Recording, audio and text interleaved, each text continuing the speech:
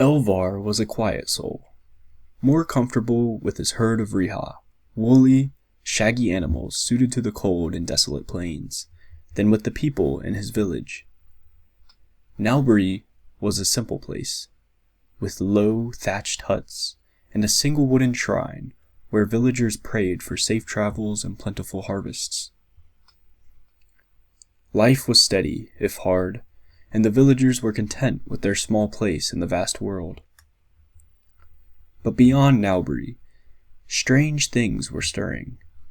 Lately, whispers of war reached even these isolated people, rumors of a powerful dark lord rising in the west, and of strange, half-glimpsed travelers passing through the plains at night.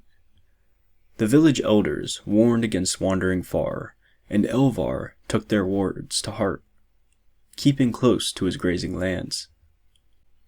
One night, as he herded his Reha back to the village, he caught sight of a figure, tall and cloaked, with a staff that glinted in the moonlight. The figure moved with the silence of a shadow and vanished as quickly as it had appeared. Elvar felt an odd stirring in his chest, a mix of fear and curiosity.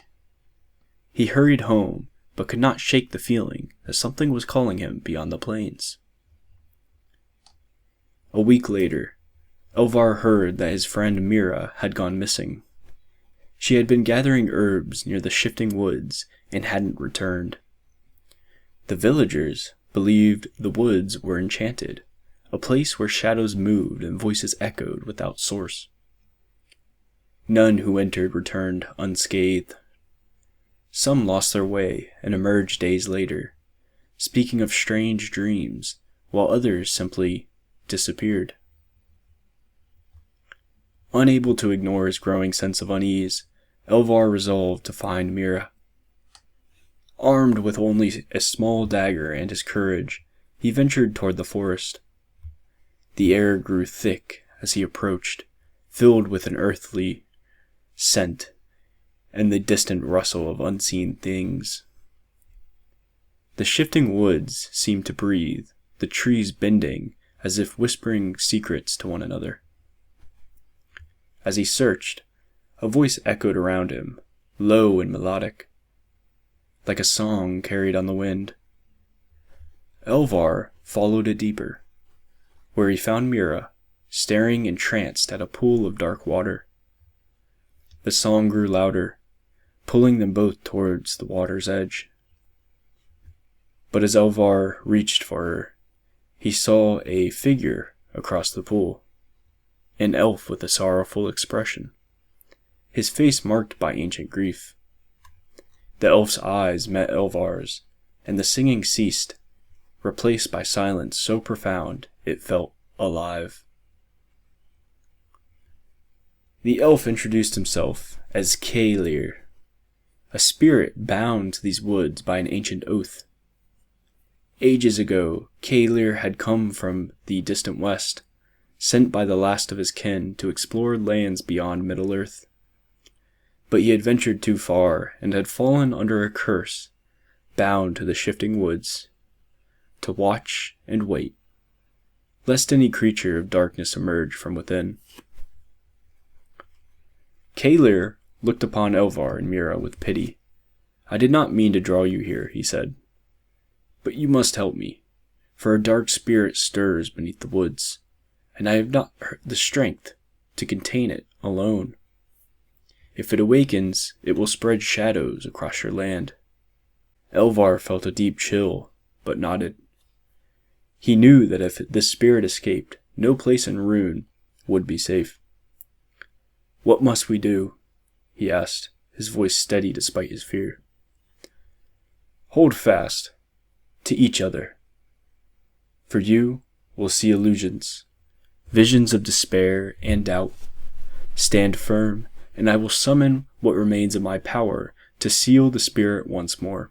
Together, Elvar and Mira stood beside Kaelir, bracing as a black mist seeped from the earth, taking the form of a monstrous creature, with eyes like coals and a maw that breathed darkness. The spirit began to whisper, weaving visions around them. Elvar saw his village burned, his friends lost, and his own life fading into nothing. His heart quaked, and he nearly gave in to despair. But then Mira's hand grasped his, steadying him. With her strength beside him, Elvar pushed back against the visions, focusing on the real, on the life he knew and loved. He called out to Kalir, who raised his hands, chanting words older than the trees, words that pulsed with light. The spirit recoiled, shrinking before the ancient power. With a final piercing wail, it faded, bound once more beneath the forest floor. Kalir's form dimmed, nearly transparent. "Thank you," he whispered. "You have freed me from my vigil. The shadow is contained. For now. But beware, for evil ever seeks the cracks in our courage." With that, Kalir faded into the trees, leaving Elvar and Mira alone in the silent woods. When they returned to Nelbury, the villagers listened in awe, whispering of the day an ordinary herder and healer had saved them from a shadow older than the stars. Though life returned to its usual rhythm, Elvar and Mira's courage became a quiet legend among the people of Rhun. They would always remember that even the most unassuming soul could bear the weight of an ancient light and hold back to the darkness. For the courage of the humble can be as powerful as any king's sword.